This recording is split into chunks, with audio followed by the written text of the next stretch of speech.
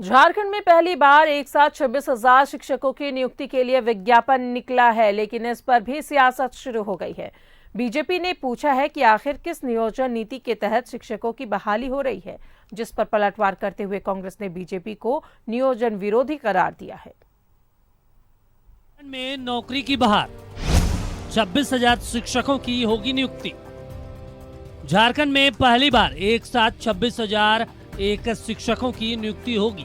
इसको लेकर झारखंड कर्मचारी चयन आयोग ने विज्ञापन भी जारी कर दिया है। शिक्षकों की बहाली झारखंड प्रारंभिक शिक्षक संयुक्त प्रतियोगिता परीक्षा के जरिए होगी। इनमें से 50% पद पारा शिक्षकों के लिए आरक्षित है। झारखंड में 26,001 शिक्षकों की होगी नियुक्ति। 50% पद पारा शिक्षकों के लिए आरक्षित।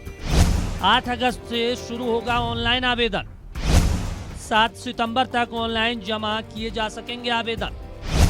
झारखंड जेट पास करने वाले अभ्यर्थी ही भर सकेंगे फॉर्म। हालांकि बीजेपी ने शिक्षक नियुक्ति प्रक्रिया पर अब सवाल उठाए हैं। बीजेपी विधायक भानु प्रताप शाही ने कहा कि सरकार ने अभी तक ना तो कोई स्थानीय नीति बनाई है और ना ही नियोजन नीति बनाई है। ऐसे में ये बहाली बाहरी लोगों के लिए खोली जा रही है। वहीं उन्होंने पारा शिक्षकों को ठगने का भी आरोप लगाया है। कौन से नियोजन नीति पर आप 26,000 शिक्षकों को बहाल कर रहे हैं? और जब नियोजन नीति होगा तो उसमें स्वाभाविक रूप से स्थानीय नीति होगी। तो आप किस स्थानीय नीति पर 26,000 शिक्षकों को बहाली करने जा रहे हैं? बीजेपी के आरोप पर कांग्रेस ने पलटवार किया है। प्रदेश अध्यक्ष राजेश ठाकुर ने बीजेपी को नियोजन का विरोधी करार दिया है। जो लोग इस तरह की बात करते हैं वो नियोजन विरोधी हैं।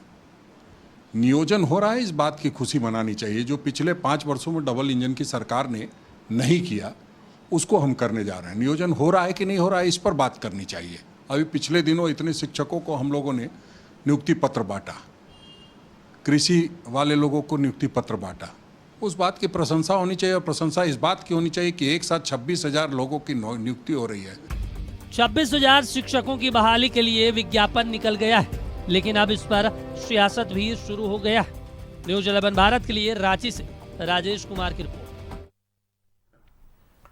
और सीधा जुड़ेंगे सहयोगी राजेश हमारे साथ मौजूद है। राजेश, राज्य में पहली बार इतनी बड़ी संख्या में 26,000 शिक्षकों के नियोजन के लिए विज्ञापन निकला है, साथ ही साथ सियासत भी शुरू हो गई है। देखिए, यहाँ नौकरी हो जाए तो समझिए कि भगवान से बढ़कर आपने कुछ पा लिया, क्योंकि इस राज्य की मति और गति सब लोग देखे हैं कि कोई भी नियुक्ति प्रक्रिया जो है विवादों से परे नहीं रही है। आपने देखा कि नियोजन नीति अभी फिलहाल राज्य में नहीं है। जो हेमंत सरकार जो पुरानी नीति है वही आपके पास है और सरकार उसी नियोजन नीति के आधार पर आगे बढ़ रही है।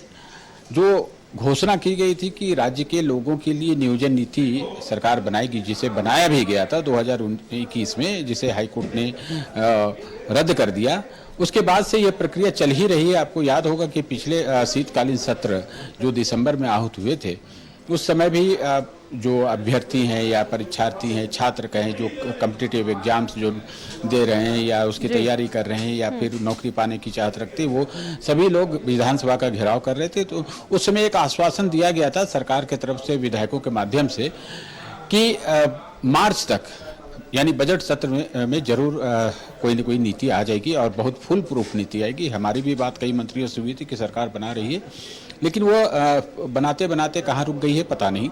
लेकिन सरकार की मंशा साफ है कि लोगों को नौकरी मिले, ये बात जरूर है। सरकार चाहती है कि चूंकि देखिए 24 शुरू होते ही चुनावी वर्ष शुरू हो जाएगा, पहले लोकसभा का चुनाव होगा, फिर विधानसभा का चुनाव होगा, तो सरकार के पास भी वक्त नहीं है। जो अपने वादे किए हैं कि बेरोजगार युवाओं को नौकरी देंगे, उस दिशा में सरकार आगे बढ़ना चाह रही है। नियुक्ति कई विभागों की निकली है। जो 60-40 का फॉर्मूला है, यानी 60 सीटें जो है, प्रतिशत सीटें जो है वो रिजर्व है, 40 जो है वो ओपन है। बीजेपी ने सवाल खड़ा किया है कि आखिर ये तो वही बात हो गई जो कि पहले थी और जिसका विरोध किया गया था, और पहले जो 13 और 11 जिलों की का जो फार्मूला रघुवर सरकार में बनाया गया था, जो 13 जिले थे वो आरक्षित थे स्थानीय लोगों के लिए, तो उसमें स्थानीय लोगों को ही नौकरी मिलती थी। लेकिन अब ये शिक्षा बहाली में ऐसी प्रक्रिया अपनाई जा रही है कि इसमें 40% सीटें ओपन टू ऑल होंगी। और आप ये जानिए कि प्राथमिकता आप दे दें भले झारखंड के अभ्यर्थियों को, लेकिन जो टैलेंट के आधार पर बाहर के लोग आएंगे उसे आप रोक नहीं सकते हैं। तो बीजेपी ने यही सवाल खड़ा किया है कि 40% सीटें तो सभी लोगों के लिए खोल दी गई हैं और इसमें बाहर के लोग आ जाएंगे तो सरकार जो है वो अपने वादे से भाग रही है और कोई नियोजन नीति नहीं है फिलहाल। और नियोजन नहीं है उसके लिए स्थानीय नीति होनी चाहिए, तो स्थानीय नीति नहीं है तो नियोजन नीति नहीं बन पाई है, जिस कारण से आज ये स्थिति है। सरकार नौकरियों के अवसर युवाओं को दे रही है, लेकिन वो नियोजन नीति क्या है, वही 1985 वाला है जो पिछली सरकार में चल रही थी, उसी के आधार पर नियुक्तियां होंगी। पिछले अभी आपने देखा कि 3000 से अधिक शिक्षकों की बहाली हुई, उसी आधार पर हुई जिसमें बहुत सारे लोग बाहर से हैं। देखिए शिक्षा के क्षेत्र में जहां तक बात है, बहुत सारे बुद्धिजीवी कहते हैं कि जो टैलेंटेड है, चूंकि शिक्षा एक ऐसा माध्यम जिसके आप अपने जो ह्यूमन रिसोर्स हैं उसको आप अपग्रेड कर सकते हैं, उसे आप एक्सेलेंट बना सकते हैं। तो शिक्षण कार्य में टैलेंट की जरूर आवश्यकता है और सरकार ये शायद महसूस कर रही है कि ये शिक्षक नियुक्ति जो बहुत सारे खाली पद हैं जिसके कारण से शिक्षा व्यवस्था पर प्रभाव पड़ रहा है, प्रतिकूल प्रभाव पड़ रहा है, तो शिक्षकों की बहाली को प्रायोरिटी पर लेते हुए सरकार ने ये नियुक्तियां करने का इरादा किया है और इसकी घोषणा हो गई है। अब इस पर सियासत तो होनी ही है। कांग्रेस के अध्यक्ष राजेश ठाकुर ने कहा कि बीजेपी को तो इस पर तारीफ करनी चाहिए, कम से कम ये लोग नियुक्ति तो हो रही है, लेकिन ये लोग नियुक्ति के विरोधी हैं लोग हैं।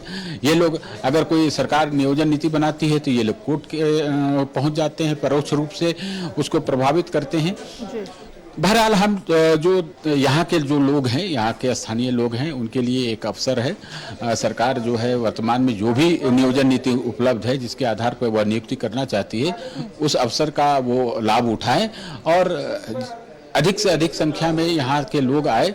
सरकार को इस प्रक्रिया में थोड़ा सा ऐसे इंतजाम करनी चाहिए कि परीक्षा प्रणाली में ही ऐसा कुछ इंक्लूसिव मटेरियल्स रहने चाहिए जिसके आधार पर यह माना जाएगा कि यहाँ के लोगों के लिए है और यहाँ के लोग अधिक से अधिक संख्या में चयनित हो पाएंगे। तो सरकार को यह करना चाहिए, चूंकि लीगल पॉइंट ऑफ व्यू से देखें तो सरकार जो पिछली नियोजन नीति बनाई थी वो लॉफुल नहीं थी, इसलिए कोर्ट ने इसे रद्द कर दिया और सरकार शायद यही सोच रही है कि वो किस तरह की नियोजन नीति बनाए, इसमें समय लग रहा है। राजदा जी राजेश, ऑनलाइन आवेदन भरा जा सकता है, नौकरी की बहार है, जाहिर तौर पर जितने भी अभ्यर्थी हैं वो ऑनलाइन आवेदन देंगे।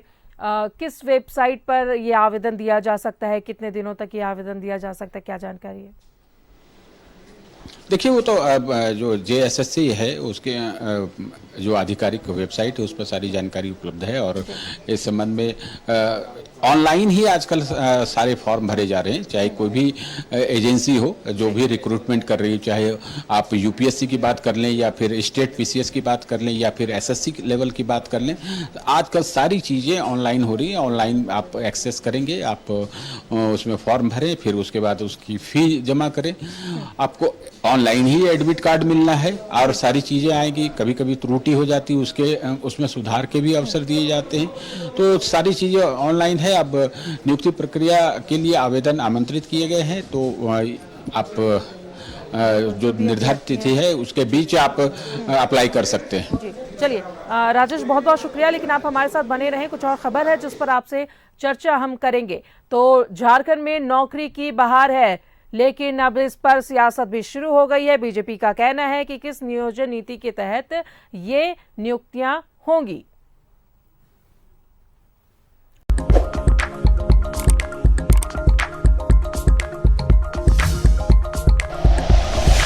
Like and share videos, subscribe करें हमारा चैनल और प्रेस करें बेल आइकॉन। News 11 भारत, सच है तो दिखेगा।